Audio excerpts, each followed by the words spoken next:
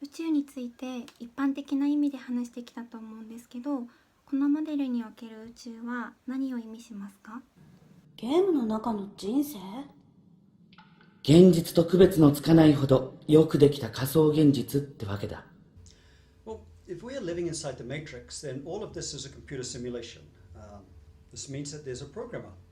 But it also suggests that there is a purpose. As a starting point, let us suppose that this purpose involves us. Our physical universe then becomes the stage against which this theatre of life is played out, with us as the principal actors in this great game. I think we can call it a great game because, of course, it is, for us, a matter of life and death. We can then look for evidence of recurring themes that drove our history in the context of this great game thesis, which might give clues to the purpose of the game. In the previous discussion, I used the example of a battle between good and evil. For this scenario, we would have this good and evil dualism conflict within us as individuals, but then also played out amongst humanity at large. もし私がこのグレートゲームの単なるコマであるとしたら、どうして私はそのゲームをプレイすることになっているのか、どっち側が勝つのか負けるのかを気にしないといけないのは何でですか？ Well, there is an example of a great game being played out in front of us now. We can call it COVID-19. It has a virus as the backdrop and the stage. And so whether we like it or not, we are trapped within this theatre. If this universe is a simulation, then it was presumably programmed for a purpose, although that purpose is unclear. We cannot escape this game, but must instead play it out until the end. We have no choice. To play or not to play is not the question. Traditionally, the idea of a good and evil as prerogatives of the gods also associates good with the mysterious spiritual world and evil with the material world. I could steal $100. My theft would have an immediate material benefit, which is the money I stole. Or I could give someone $100, but my altruism would have no measurable benefit to me. Christ spoke on this topic, storing up your treasures in heaven. The idea being that this benefit resides in the spiritual realm. In other words, there is a benefit. It remains unseen to us here, but it is added to our ledger there. This suggests that we also have some tangible presence in this spiritual realm. We normally associate the spiritual realm with the realm of the gods, but there is another possibility that I'd like to explore here because it fits nicely into a simulation game. In our previous discussion, using the Adam and Eve story as an example, prior to the apple incident, there was no good or evil. After the apple, the Garden of Eden was split into two parts. There's the spiritual and the physical, as the venues for this good and evil theatre. In this context, our physical universe, the material realm, is only one part of this great game. What we define as the spiritual realm could be another part of the game, a part that we don't see. The definition of a physical world is that it has dimensions by which it can be measured, and so we could speculate that the spiritual world is a dimensionless world. There need not be any mass, space, or time there. Under this duality, there is a physical me here on earth and an ethereal me there. But both worlds are parts of the same simulation. And so while the real world is the world of the programmer, this great game itself could have many parts of which our physical world is only one. And so this game could be played out on many levels. It'd be like playing five-dimensional chess. 私がいろんな次元領域にいるとすれば、この次元にいる私の行動はそのスピリチュアルな次元にどう影響してますか？ With everything we do, we are generating new information. My body is made up of electrons, atoms. And so just moving my hand generates a massive amount of new information at the quantum level and below. But in order to do this, to generate this information, I need a physical body and this physical world. But I don't need a physical world if I just want to store information. Oscar Wilde wrote a book called The Picture of Dorian Gray, in which Dorian made a pact with the devil where Dorian could live a life of debauchery but never age. Meanwhile, the real face of Dorian, what Dorian really looked like, was depicted on his portrait hanging on a wall. And so my information and not my physical body would be a portrait of that real me. And this portrait could be hanging on a wall in the spiritual realm. Our actions in the physical world generate information, which I suggest is why we're here. Let us suppose that I will live 80 years. That means that at age 40, I have generated half the information of my lifetime. I still have another half to generate. In other words, I'm daily in the process of making myself. Every day I'm adding more information to the me. I'm composing a symphony, and that symphony is me. And the very last thing I do, the very last note I play, will be that final piece of information. And then, and only then, I will be complete. The complete me could be the sum of every quanta of information I've ever generated. And so every thought I've ever had, every action I've ever made, from birth to death. じゃあその過程をカルマと呼ぶことはできますか？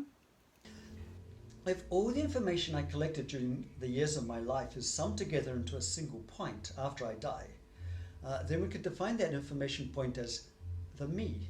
I'm now complete.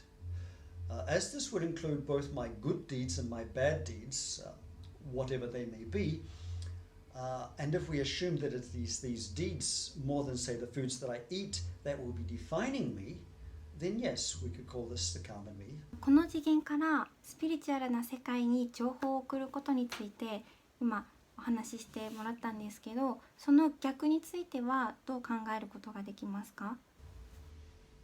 Well, we see clearly in this age of mass media how any event that is normally considered wrong, going to war for example, is preceded by a marketing campaign whose purpose is to dehumanize the other side, the enemy, who is then represented as evil, in order to justify the intended use of a terror, which itself is an evil but disguised as a good. That this is evidently necessary and important is seen by the huge resources devoted to such marketing campaigns. There can be 24-hour news cycles for months constantly repeating the same mantra. Now, if the spiritual realm is the principal domain, then arguably a battle in the heavens plays out before the violence on earth can begin. For the spiritual world, being dimensionless, cannot act physically. And this is what we're watching. よく強い直感を感じてそれに従うようにしているんですけど、もし私たちの運命がこのゲームにつながっている場合、その自分の運命に関して目に見えない領域からガイダンスや助けを得ることは可能ですか？ I assume that this simulation, this great game, would break down if we knew the future. Imagine being in a casino, you would always win. The casino would eventually go bankrupt. But does that mean we cannot receive guidance? We all began as one cell, then 2, then 4, such that after 3 months we looked like a baby, and after 9 months we no longer needed mother, and so on. This process occurring according to our DNA. The information of that DNA could be stored on a flash drive. Relatively speaking, it's not a lot of information, but the information of that baby would exceed all the storage capacity on Earth. We can compress data, movies for example, compressing a 4 giga film into 800 megabytes for streaming. The universe, it seems, does the reverse. It has a decompression algorithm that can turn one cell into a complex person. This would be like taking a text message and decompressing it into a full-length movie.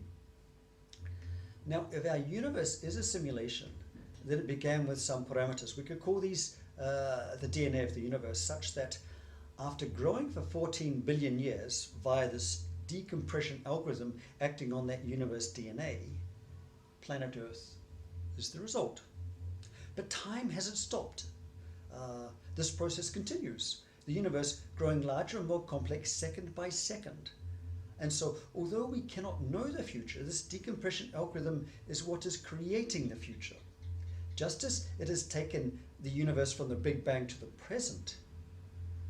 And so, can we surf this algorithm? From the perspective of the great plan of the universe itself, this could be called a manifest destiny, but it would not be measured in material benefits.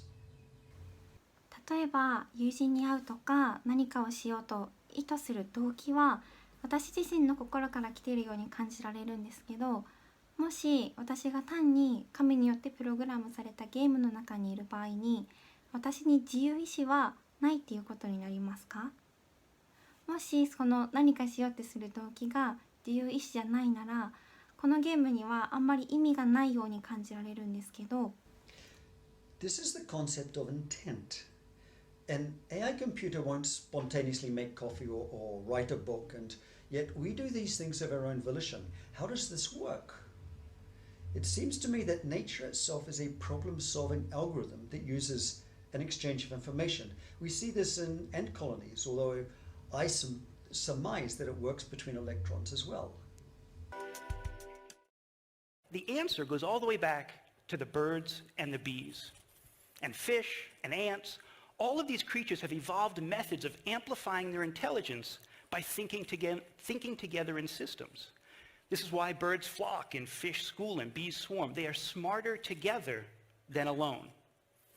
Now, I'm not talking about crowdsourcing like we humans do by taking votes and polls and surveys. I'm talking about forming systems, real-time systems with feedback loops so deeply interconnected that a new intelligence forms, an emergent intelligence with its own personality and intellect. I'm talking about forming a hive mind. Biologists call this swarm intelligence, and it's a natural step in the evolution of most social species. I like to think about it this way. A brain is a system of neurons so deeply connected that an intelligence forms. A swarm is a system of brains so deeply connected that a superintelligence forms.